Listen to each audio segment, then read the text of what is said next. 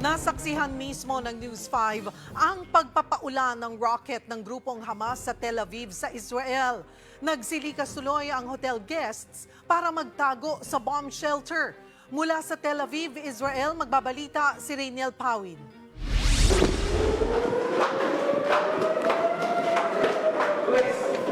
Pasado alas 3 ng hapon nitong Martes na bulabog ng malakas na tunog ng sirena ang buong Tel Aviv.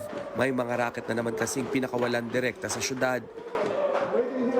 Sakto namang kararating lang namin noon sa hotel. Mula sa ikatlong palapag, mabilisan kaming lumikas. Sobrang lakas nung alarm, nung bomb. Kaya bumaba po kami dito sa Mamad.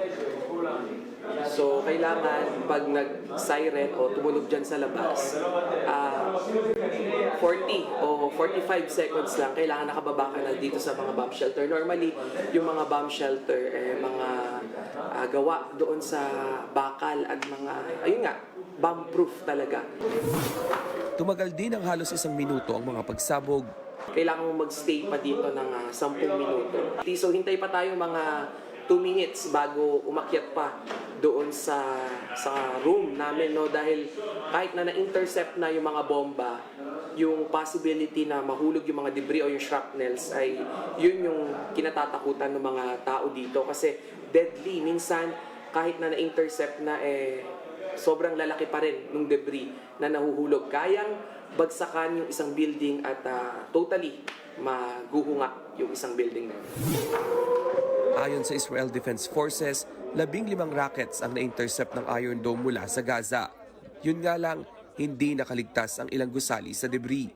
Gaya ng eskwelahang ito na nawasak ang kisame matapos tumagos ang debris sa bubong. Nabagsakan din ang glass panel ng bahay na ito. Sa King George Street, mahabang piraso ng rocket ang lumagpak. Buti na lang, walang nasaktan. Yung sa pagpapatawad, okay naman na. Pero Diyos na po bahala sa kanila. Ito naman ang nasabi ng Pinoy na si Jimmy Pacheco sa grupong Hamas na bumihag sa kanya ng 49 na araw. Pero aminado siyang sa kabila ng pagpapatawad, hindi na mabubura sa kanyang alaala ang sinapit sa kamay ng grupo. Ang nagugutom na, hindi naman talaga sapat yung pagkain. Doon mo talaga para magkalaman lang yung tiyan. Kumuha kang papel? Oo, yung mga tissue doon. Tissue toilet. Bilang bahagi ng kanyang post-war debriefing, pinayuhan si Jimmy na lagi makipag-usap sa mga kaibigan o kaanak. Sinamahan din natin siyang maglakad-lakad upang malibang. Sa ngayon, buo na ang kanyang desisyon na bumalik sa pagiging caregiver sa Israel kahit sa loob lang ng 3 taon. Sabi ng Embahada ng Pilipinas sa Tel Aviv, may monthly financial pension ang matatanggap si Jimmy sa Israeli government. Pero hindi pa rin daw titigil si Jimmy sa pagkayod.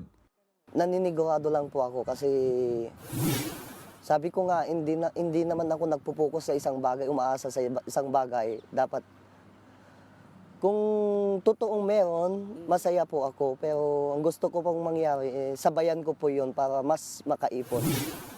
Nitong Martes nakatanggap muli si Jimmy ng 4,000 shekels o katumbas ng halos 60,000 pesos sa isang Israeli NGO.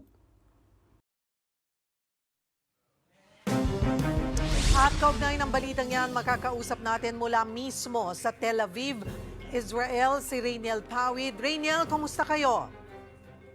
Cheryl, magandang tanghali dyan mula sa Pilipinas. No?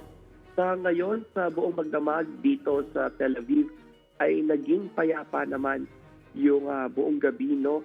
Sa nakikita natin na trend dito ng mga pagsabog, na ginagawang every other day na ang mga rocket attack na dito sa syudad ng Tel Aviv. So ngayong araw, pinayuhan tayo muli ng Philippine Embassy na mag-ingat-ingat sa paglabas dahil wala ng oras yung pagpapakawala nga ng rocket ng Gaza. Hindi tulad dati na 7 p.m. to 10 p.m. lang. Ngayon, maski umaga o hapon ay pinapakawalan na nga yung mga rocket. Cheryl. So sinasabi mo, Rainiel, any time of the day, hindi mo alam kung kailan.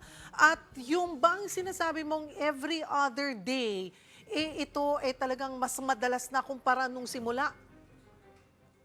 Cheryl, noong simula ng gyera, noong first week o ng October to second week, ay everyday yung pagpapakawala. Pero nung matapos yung ceasefire, ay naging ganun nga yung trend, naging every other day. Pero parang napuputol na naman ito dahil nga doon sa oras. Nung normally kasi gabi ang pinapakawalan, pero nung mga naranasan natin na lately na for the past 3 days, katanghali ang tapat at hapon.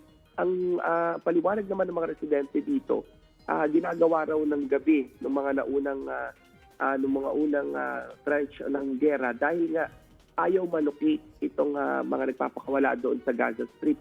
Pero ngayon, yung pinapakakabahan na ngayon na bakit in daylight ay malakas na yung loob nila, Cheryl.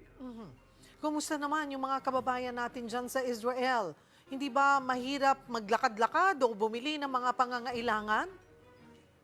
Cheryl, ngayon dito sa Tel Aviv ay tila nakasanayan na raw nung ilang residente maging nung mga matatagal na nating mga kababayan dito sa Tel Aviv yung sitwasyon ng pangbobomba o rocket strike niya. Pero sabi ng Philippine Embassy, kailangan na mag-ingat dahil nga hindi na nila malocate o masiguro yung pattern ng airstrike ngayon. Pero nung kinausap natin yung Filipino community rito, sabi nila normal na raw yung ganitong sitwasyon kesa naman umuwi sila ng Pilipinas at mamatay dyan sa gutom. Cheryl. Puntahan ko si Jimmy na nakasama mo nga na naglakad-lakad kayo at willing talagang patuloy na magtrabaho. Pero klaruhin lang natin, uuwi pa rin siya dito sa Pilipinas tapos babalik after the holidays? Ganun ba yon?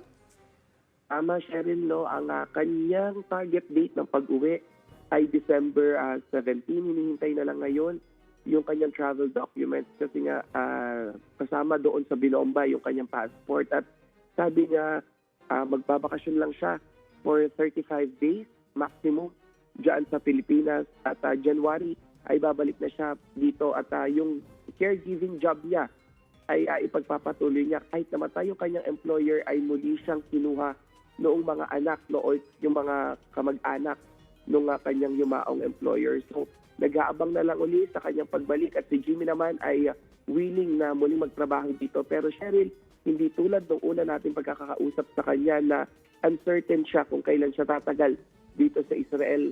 Sinabi niya na 3 taon lang ay pag-iipunan niya lang daw yung pampaaral sa kanyang mga anak.